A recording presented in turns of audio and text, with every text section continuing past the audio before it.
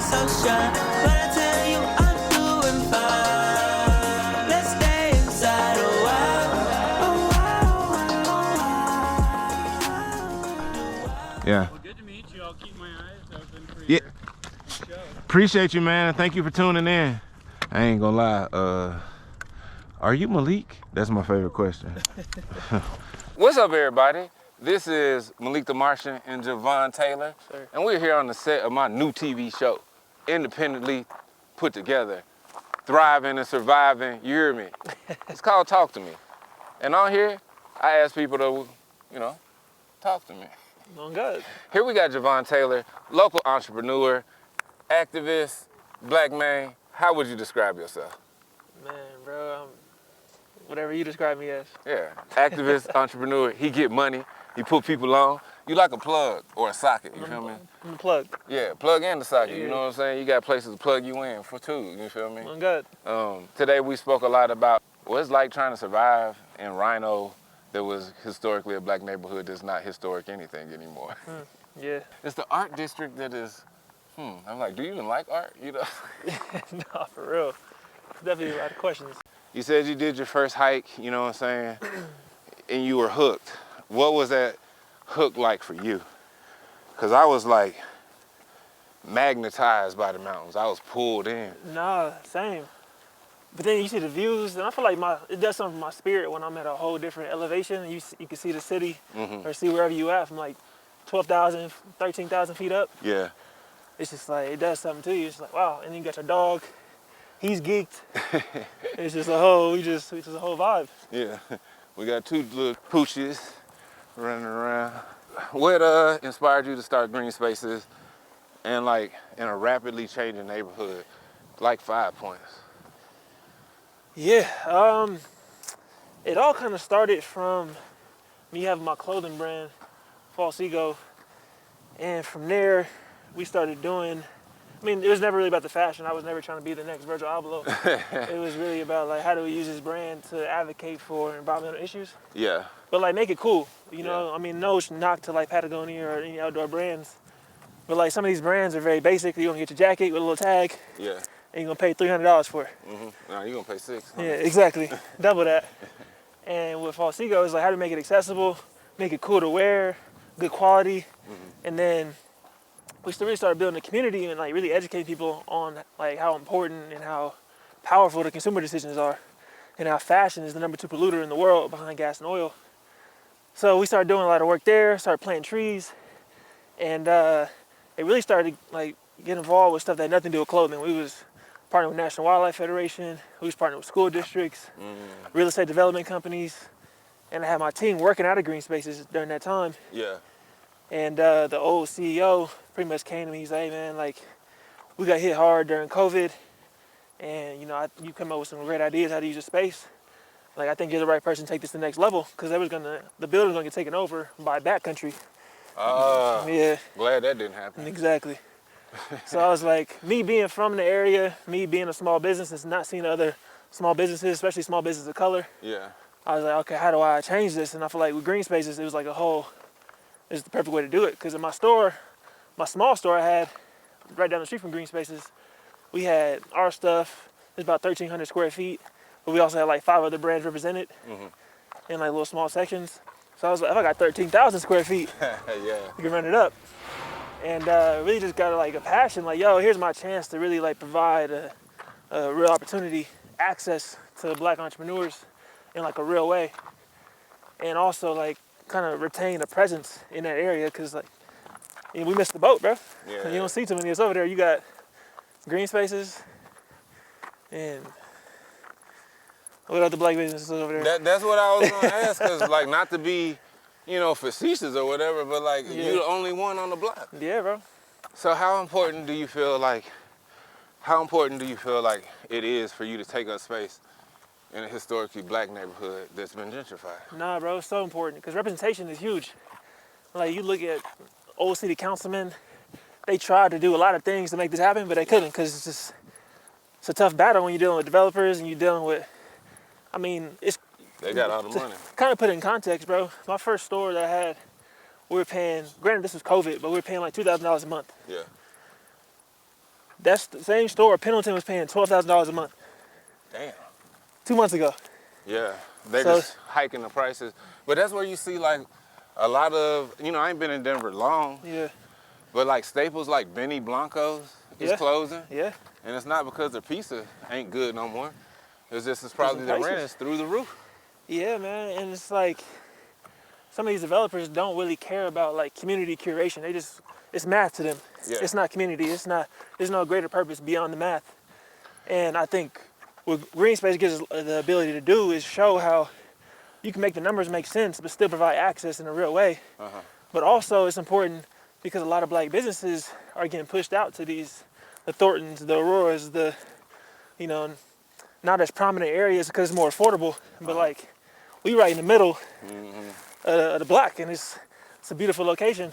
So it's really just kind of setting a new blueprint of what small business development can be in Denver, what black business ownership is in Denver, Yeah. what owning the real estate looks like in Denver from a small business. And then like as we continue to like elevate on that wall, we bring a ladder with us. So it's like people that, along that journey, the businesses that we work with, the creators we work with, everybody, we can bring them along with us. We all eat. Yeah, I mean, you're kind of already elevating other people by inviting them into the space Yeah. from the tattoo shop or Black and Blossom. So how does it feel to you're already pretty much making that happen? No, it feels amazing. It's just been a long journey to get here, bro. It's been a long, long journey to get to this point.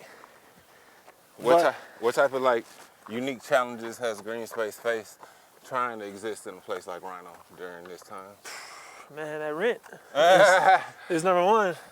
Two, I mean, you get a lot of like naysayers of people that don't really want to like, they gatekeep resources. Cause I'm young, or cause I'm black, Yeah, or cause I got a small business. I don't own a Patagonia, yeah, but I've really like stepped into these rooms where I'm on the Rhino bid board. I'm on these different boards. I'm like in these rooms where they're making decisions, and I'm like, oh, I can really do this. yeah. And I'm starting to learn how to like the systems work.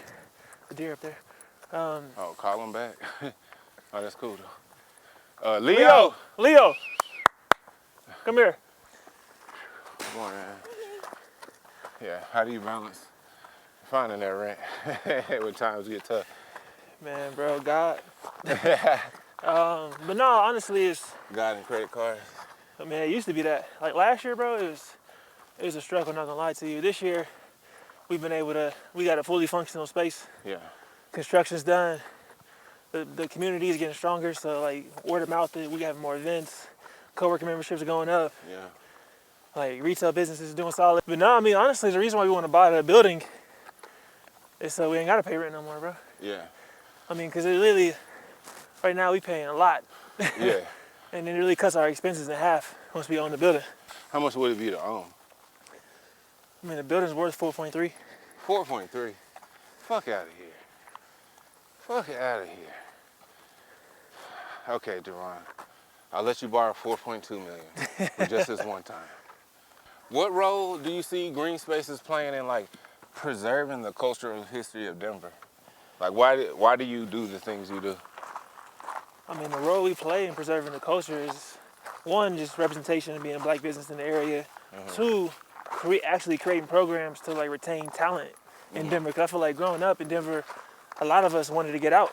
Like right after high school, like I don't want to college out here. I'm trying to get out because like they know support. Ain't a lot of people like me. Like there's really nothing out here for me. And if like you go to New York, go to LA, go to these different bigger cities, and there's a lot of that for you. Yeah. So like with me, I was like, all right, me coming back to Denver, I'm like, how do we start building programs where like when people graduate high school, they're like, I want to stay in Denver and build. Yeah. That's what it's all about. It's like, I think that's sustainability. Okay. Going beyond just like how do we save the trees and save the turtles, which is important, Yeah. of course, but like sustainability on like a city urban level is like how do you retain talent and how you create ecosystems. So if we're able to do that on a real level, we'll also helping people grow. And as Denver grows, like we're in the mix of these new developments and kind of like plugging in resources where needed. That's our role really within the community, and how do we like maintain that culture. And honestly, like linking people, like, I mean, having you in the space and like really like diving in with relationship building, diving into like really, I think I have an eye for just one, good people, but then two, people that actually like got motion and communities behind them, and how do we collaborate all of our communities to like really make Denver or wherever we at, whatever space we hold. Yeah. And I felt, you know, thank you for that, because I don't know, I needed a place to go. I had went to another co-work space and they never sent me the code, and the other people who were going in didn't let me in. And I came to Green Spaces just for a day pass, and you being able to let me hold a desk down means a lot. Cause nah, bro, hearing your story when you first came in, I was like, bro, hell, you come here for free. I don't even care, bro, cause that's just crazy. Yeah. You know, I never thought I would live in Denver, or, you know, this shit was never on the radar. Yeah. It was always like, when I first went to Telluride and I found the mountains, I was just like, oh my God. And like I said, I was drawn to them. And I just wanted to be outside as much as I could. I never thought that I'd be able to like wake up and go do a hike first thing in the morning. Yeah. And you know, I just think about livelihood and health, and where you're going out and putting your body to work. Yeah. And it's just like, how impactful is that on your psyche? You know, in Memphis, everybody's kind of like a shook up bottle of Coke, ready to explode. Yeah. And, you know, coming out here helped me settle. Me coming out here wasn't to conquer the mountain, or, you know, people are like, oh, to go harder in the industry? No, came out here to live, to heal, you know? Nah, truly, bro. I feel like Denver is definitely, Colorado in general, is a place where a lot of people can heal, and it's like, people come here to heal. Yeah. It has like a grounding energy, bro. The people out here, the access to nature. Yeah. Nah, it's definitely a special place, bro, for sure.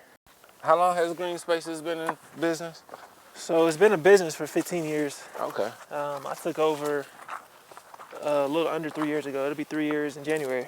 Oh, turn up. Yeah. So what's been like one of your most memorable, like most rewarding things that you've seen since the Green Spaces has existed? Man, honestly, just getting through the construction process. It was crazy last year. It was crazy. Every time I walk in there, it was a different fucking building. Starting, like literally having a whole new business model, a whole new community. You trying to maintain a business, like a co-working space. Yeah. Well, you got other side of the building, there's the walls vibrating. Yeah, like maintaining a business, you got a whole co-working side. People older than you, people that don't look like you, that aren't, you know, kind of iffy, trying to see if your business model is going to work or not. You pretty much obliterated everything that Green Spaces used to be. Yeah. And then they trying to work in peace, and you got drills going and walls getting torn down. Did you lose a lot of people during that era? Absolutely, bro. Like, I think we have 2 people that were there originally that are still there now. Damn. And everybody else is new. Okay. Which is beautiful. I think, like, God's timing, God's way. But, yeah, bro. Like, honestly, our whole mission is different. So, like, it's good that it changed, because when we first took over, like, it was very, like, tech bro-y. Yeah. Like, you know, not what it is now. Yeah. Because right now, it's a good mix. You got to... When you became a member, you got some cryptos, what you're telling me. Exactly. Like, what advice would you give to other Black business owners who are looking to, like, start a business, but also kind of transition to a brick and mortar? Because there's a whole nother beast, you know? Yeah. I'm a photographer, but, like, I don't know, I'm terrified of a real studio space and paying rent and shit, you know? Yeah.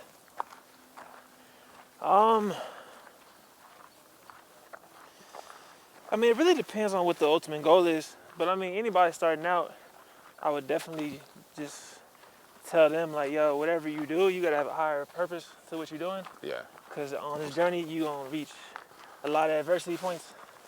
A lot of times where you feel like life's testing you and like you don't know if you're gonna make it. Yeah.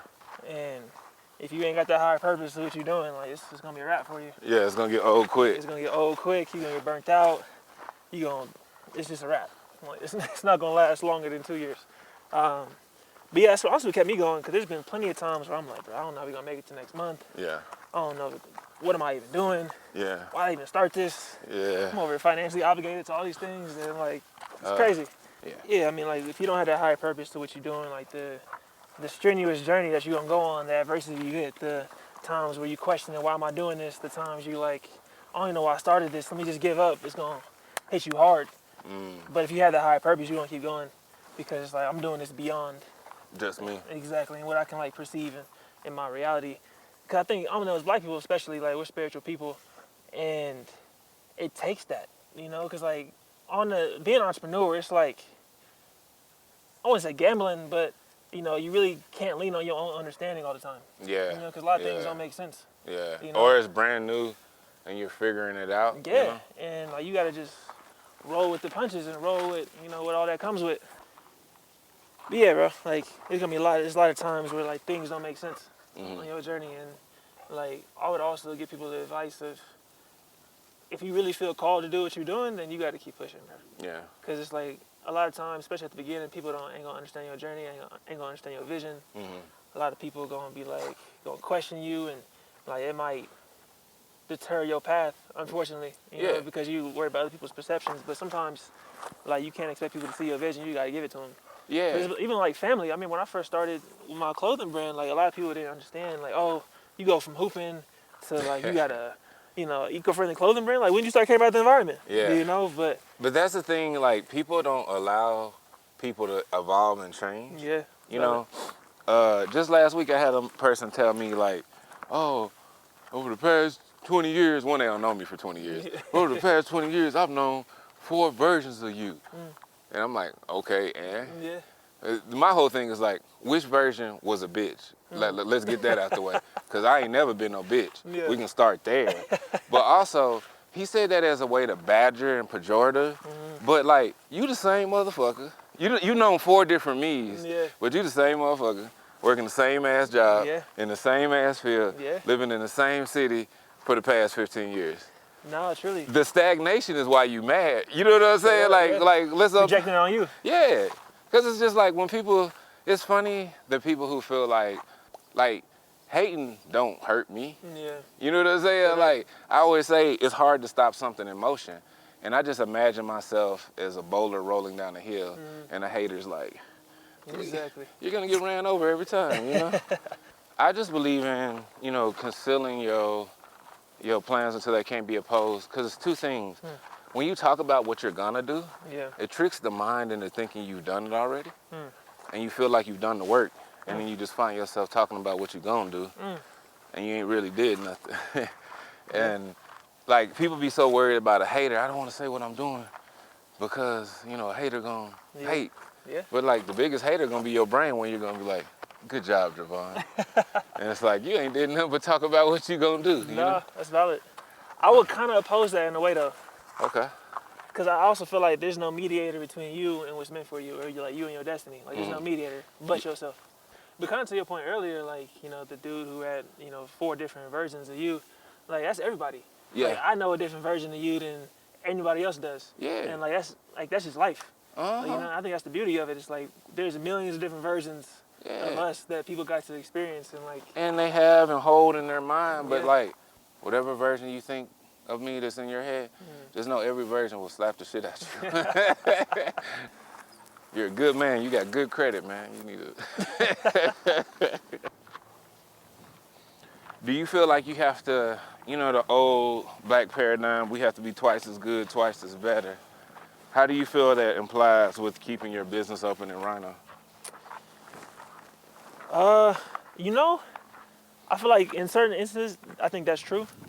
But like personally, in my experience, like I don't feel like I have to be twice as good. I feel like I got to be just authentic, bro. You know, 'cause I feel like green spaces and the things that I bring, like are done in a way that nobody else can do. You know, and nobody else is doing. So it's like, as long as I'm able to recognize the value that brings, and just continue to be authentic and persistent in that journey, then I don't need twice as good as anybody. Yeah. You know, because it's just like what I'm doing brings value, and that's seen. I mean, even like with the real estate development companies that we're getting involved with, that like, yo, we got this new development, we're about to add 20 acres in downtown. how do we, involve small businesses in this new development? They contact me because I've provided something to the market that doesn't exist in Denver. So being twice as good as who's my competition? Yeah. You know? Not even them. Yeah. Exactly. Okay.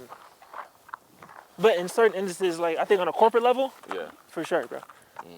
Like, if you a black person in tech trying to work your way up the ladder, then 100%, bro. I could definitely see that making sense. So, but kind of being an entrepreneur, bro, like really, like it depends on industry, obviously, but a lot of times you your own worst enemy, you your own competition, and I think sometimes we kind of trick ourselves into thinking that we got competition or we got to be twice as good just because that's what we've been taught. It kind of puts a chip on our shoulder to keep us going. Yeah. But in the long term, it really like creates bad mental habits. You always think you up against something or up against somebody, but that's what got you to this point. Yeah. And I've been a victim of that. Like I've created terrible mental habits of like, these perceptions I believed because it pushed me to be better. It pushed me better, but it's like when you really like zoom out, you're like, it's just me. Yeah. A little small speck I am. It's just me, and like none of this shit matters. Yeah. Yeah. Well, you're making a big impact, though. I always see you on Denver Black People This and people you should know, and you're a notable individual. My girl, when I first moved up here, was like, you should meet Javon. Obviously, I built a cool community, but like I don't be outside like that, bro. Yeah. Which is dope. Like the fact that like people are like they know green spaces, they know of me, and like I don't know, bro. It's just really been organic. Yeah. I feel like I haven't like had to go to a bunch of like networking events or Yeah, stuff like that. It's doing just, the whole yeah, schmooze. exactly. How bad you want it? Yeah. Because for me, like that's what it comes down to. How bad do you want it? Yeah. And as a creative, you'll find out a lot of people, they want the accolades. They want the money. They want the title and the notoriety that comes with being a good artist. Yeah. But they don't want to suffer. Exactly. And I'm not a masochist.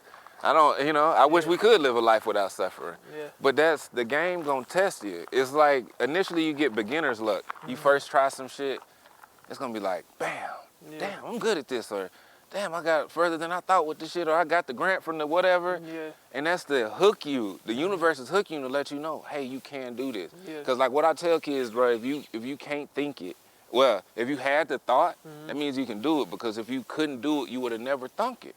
So the thought is one thing. Yeah. There is a lot of space between, I'm gonna win an Oscar. I don't have a fucking camera in 2016 to now, and like, I'm gonna win an Oscar. It ain't too far fucking fetched now. Yeah, you know what I'm closer saying? to where you are than where you want to be than where you was. Yeah. Yeah, and I mean, like, I don't know. I want to say like success is the best revenge, but it ain't. Cause there's no necessary for revenge. Exactly. I'm living a life in a way that you would not approve of. You think that I'm not worthy of having. Yeah. You know what I mean? That's the greatest thing about a hater. I'm in Forbes magazine, Wall Street Journal, Washington Post. You are not. You will never be. No, sure. Talking about fatherlessness and you grew up without a father. You got to, boy. Your son will have a poster of me up in his room before he have a poster of you, bitch, nigga. I'm from South Memphis. Yeah. I'm the first ice climber from my hood. I'm the first big mountain climber from my hood. Yeah. For many people, I'm the only snowboarder they ever known. Yeah. I don't have to be the best. I'm the only. Straight up. And my whole mission is, how many more people can I get? Save these kids to see this and have this euphoric feeling we're experiencing before they give up hope and think, you know what? I'm gonna go kill somebody today. So.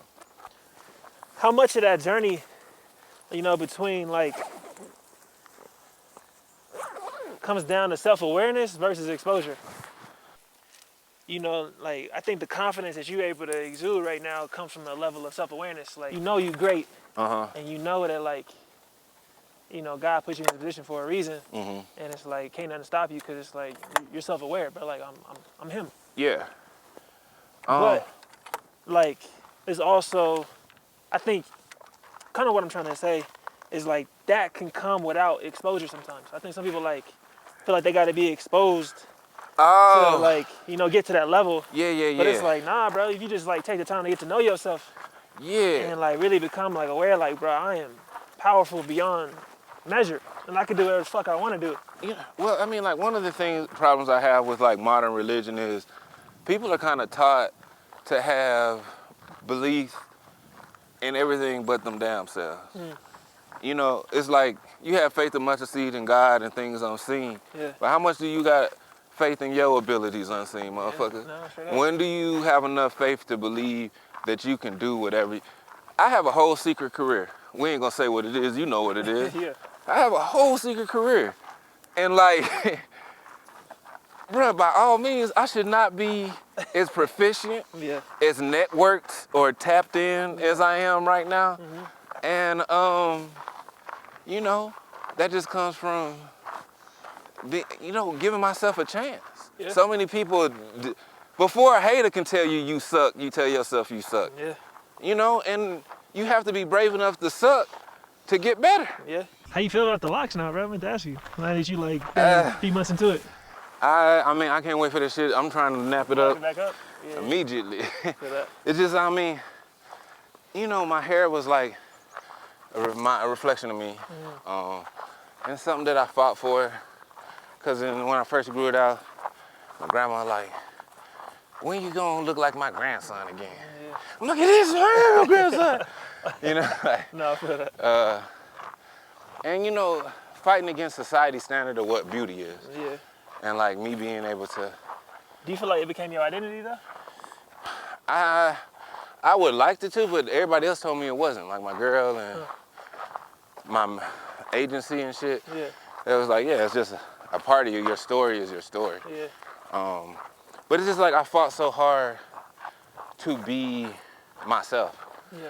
You know, when I first grew my hair, I had chicks in college being like, you know, we like you better with a haircut. I'm like, we're not even dating.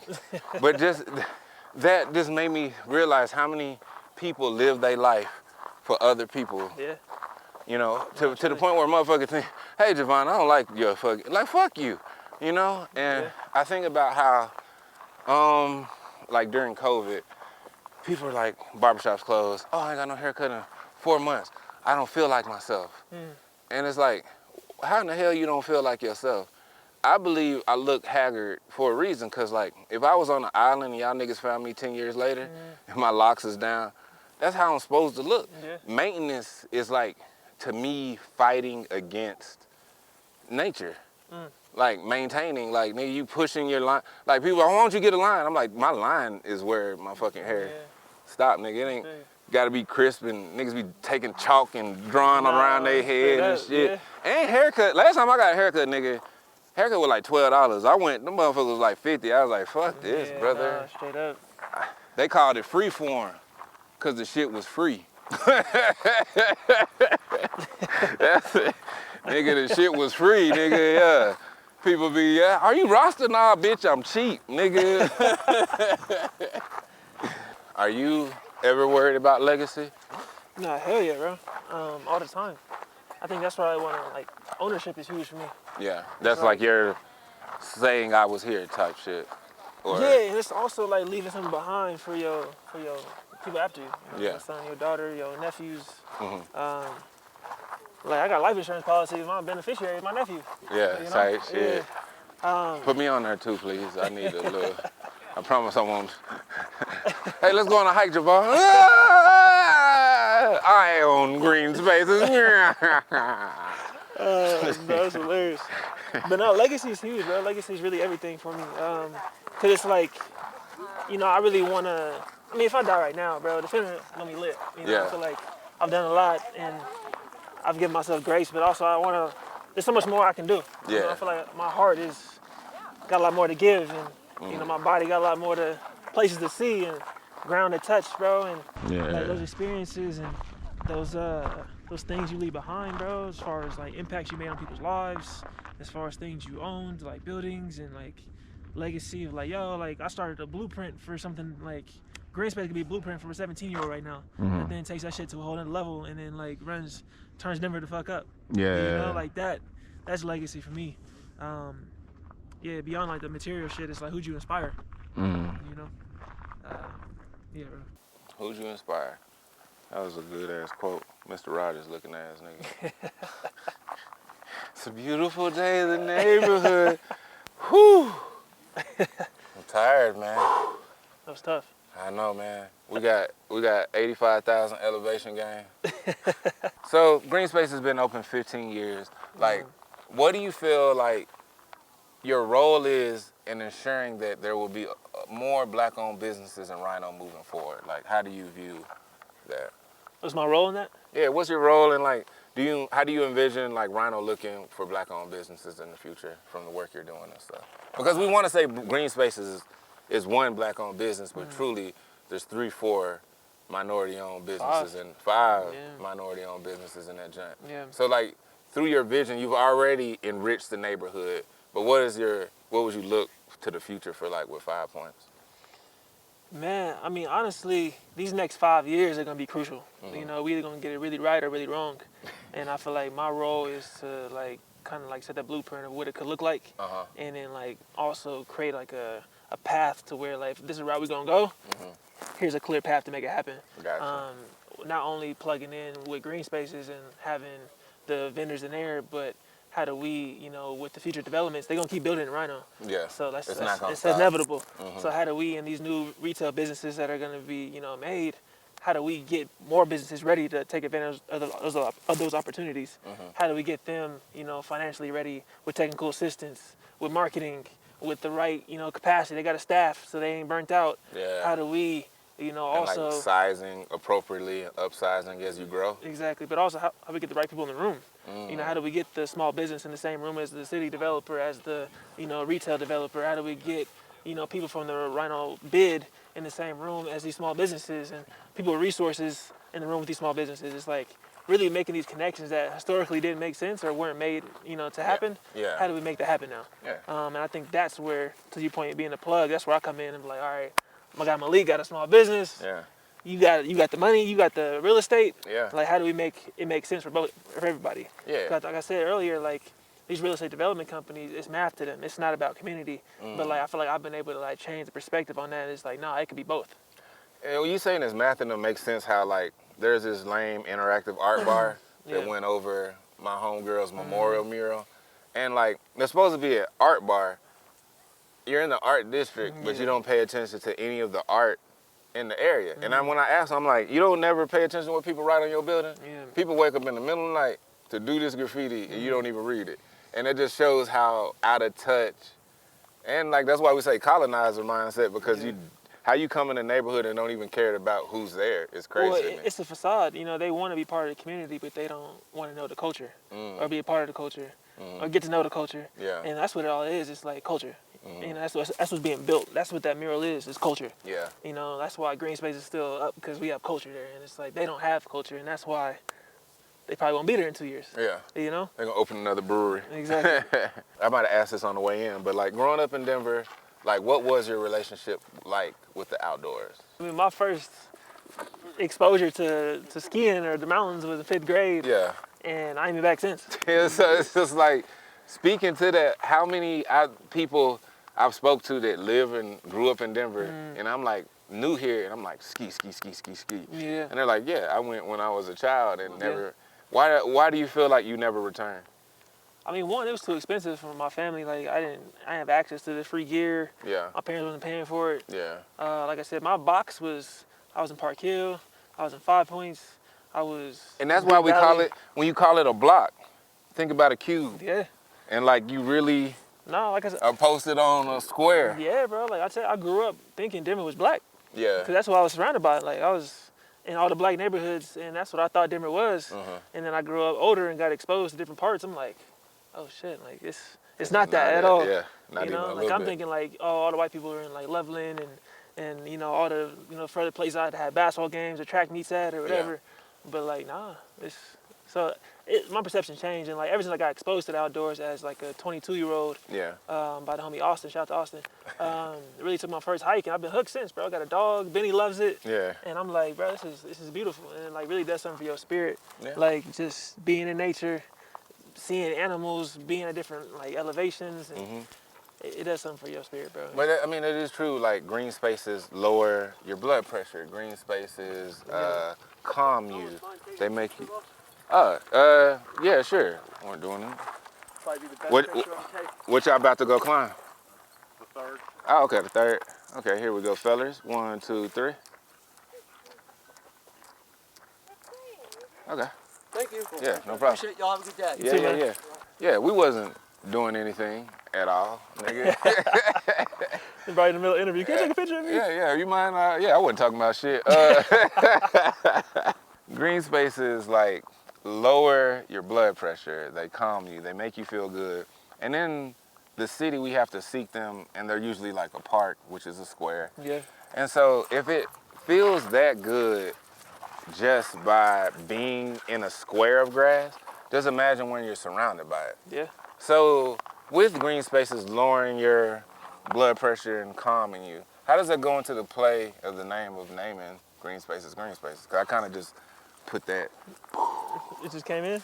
big, You know what was crazy is when I took over Green Spaces, like, it's already named. I was gonna change the name, yeah. but like, it had history, and there had been like people that have been using the space since like 2008. Yeah, So I'm like, let me keep the name. But yeah, I mean, that's what we try to do with all the plants in there. yeah, And we got real trees. We got Yeah. multiple trees in there. We got, yeah. you know, I think we counted the other day, it's like 130 plants. Damn. It's a lot to maintain. Yeah, Sometimes, for sure. I feel say it take like an hour just to water the No, motherfuckers. for real, bro. No, for real. Please don't. But yeah, it all correlates, bro. I mean, at the end of the day, like the access, and they access to plans, access to, you know, just peace. You know, is what we want to bring, and like any space that feels welcoming to a community, it's like, yo, that's what we want to make happen. The other night there was some kind of like rave or some shit there at nighttime. Bro, literally, we had everything from conferences to concerts to yoga classes. We had pole dancing classes. We didn't had workshops, networking sessions. You said pole dancing. Yeah, it was a pole dancing class. See, I didn't like, even know about your we done shot music videos. We done shot movie scenes in the green spaces. I mean, it's literally anything you could think of. We done probably did it. But that's beautiful though. You know, that's I mean, that's what a third space or a safe space is. Yeah. You know, it really could be, you know, it's malleable, and it could really be whatever you want it to be. Yeah, and people need third spaces, you know, 100%, bro. because all that shit is dying. Especially in Denver. You know, I feel like what third space exists in Denver outside of like yoga studios. Metal Lark. Metal Lark, okay. Do you know? It gets. I mean, It's not a lot. I be using my homies like Apprentice of Peace. Shout out to Hakeem, Yeah, no, for Paz, sure. you know, Peace, Ronnie, and you know, I just go pull up there with the homies and Yeah. just be at their spot. I mean, like that's why shout out to Vino on the block. Being able, standing on the block. Yeah. You know what I'm saying? Like that's deep in my hood nigga ancestry of like standing Yeah. on the block drinking all day. I love doing it. No, shout out to Vino for sure. Oh God, good Yeah. people too. Yeah, they good people. I Yeah. mean, it's just that's what helped my transition out here so easier was when I came out here and being able to tap in with an actual creative community, tap in with actual like movers and shakers. Yeah. It wasn't like I was starting from zero because like shit, I met you a couple weeks here and it's just like I already had motion and it just made it easier to find a community here because just imagine if I was like by myself, didn't have my girl and I would have moved up here. Nigga, I'd be a recluse in a room and tough. being like, ain't no black people here, Yeah. blah, blah, blah. You have to like, A lot of people's like that though, unfortunately. yeah, I mean, but you have to unfortunately seek out intentional spaces Yeah. for black folk. No, You sure. have to like seek it. Get on Instagram and like Yeah. community keys, vibes in the park. But like if you don't know about the shit, like you ain't gonna know about it. Yeah. You have to really look for it. And that's just a different experience like coming from Memphis where you just gonna hear about the shit if it's jumping. You know what I'm saying? Like no, facts. yeah, it just be that simple. Now that you're older and you're getting to go outside and spend time outside how you want to, what is the things that you're trying to like want to do? What is something that you want to do in the outdoors now that you're a grown up, you got your own money, got your own time? What do you want to get outside and go do now that you can go do it? I love whitewater rafting. What the fuck? I would have never. I go at least probably 3-4 times a year. You lying? I swear. You got some videos of that shit? Yeah, I do. I don't believe you. Nah. Yeah. I be going to Glenwood. That's my spot. This nigga can't swim. I can't. That's the crazy part about it, bro. I can't swim, but I still be out there. Glenwood Springs? Yeah, I be out in Glenwood. What made you get into whitewater rafting? Shit, bro. The homies invited me one time. The homie Ty in Elan, he'd be fly fishing. Yeah, I know Yeah. Elon. Yeah, he cool as hell. I went with them, and bro, it was like, this is love. Elon gonna be my next episode. No, facts. I told him we gotta go catch some catfish though. I don't want no damn trout, nigga. The fuck? I want some catfish. But yeah, went with the homies, and we all went to high school together, and yeah, bro, it's love. I mean, we in the middle of the river. Mm-hmm. One of the homies actually fell out the first time we went. That's scary, yeah. Bro, it was crazy. Because he was, you gotta put your foot in. He was like, yeah, I ain't put my foot in, and thought he was cool. And then first little dip we hit, bro, was out. We was all sticking our bows like, yo. Grab it, Yeah. don't die in front of me, please. No, straight up. I don't wanna remember this. But yeah, that, and I would say to live closer to nature as well. Like, I mean, when I get the bread to buy a crib, I want to buy a crib in Evergreen. Okay, me and Tay talking about the same, because it's not too far from Denver, and I can still, like, Winter Park is gonna probably be my home mountain for a while. For that. But yeah, as we close, is there anything you want the good people to know about you? And like, what's something that you feel that you keep to yourself, but you want the world to know about you that they'll never get the chance to see? I'm a first generation grad. Like, none of my parents even went to college. You know, it's really, like I said, create a new path of like, I took an unconventional route to get here, but it can happen. And like, kind of like instilling that self-awareness, instilling that like, you can do whatever you want as long as you know, are about that shit and like make it happen. Like you can do whatever you want to do. Yeah, bro, and just being that role model for even the younger generations that, you know, grew up in Denver and feel like they ain't got that support system. Shout out to Teva. Shout out to House of Jonesy, everybody who support me. I want my haters to keep hating because, you know, you ain't gonna stop shit. And I be needing something to do in the meantime, you know what I mean? I be needed like, you know, like, hey, this nigga think he in the way, you know? It's like Mario jumping on a little bloop bloop. But yeah, first episode of Talk to Me, Javon Taylor, Green Spaces, in a green space. Yes, sir. We hope to see more faces. It's Malik Tha Martian coming to a screen somewhere near you.